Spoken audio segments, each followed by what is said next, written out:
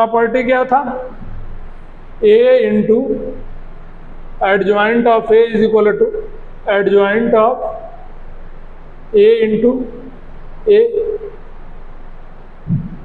Is equal to determinant of A into आई।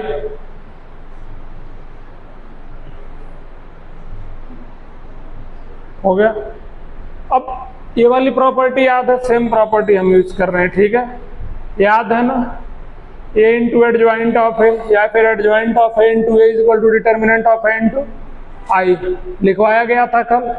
अब इसी को क्या करो, डिटर्मिनेंट ऑफ ए से डिवाइड करो, divide by determinant of A, तो ये क्या हो जाएगा, A into adjoint of A upon determinant of A is equal to इधर क्या होगा, adjoint of A into A upon determinant of A is equal to determinant of A upon determinant of A into I हो जाएगा।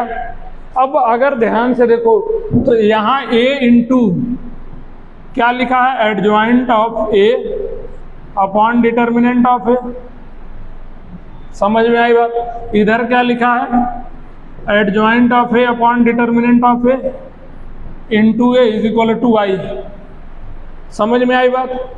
अगर इस चीज से relate करो तो यहां पर क्या लिखा है, A dot B is equal to B dot A is equal to I, समझ में आ रही है बात।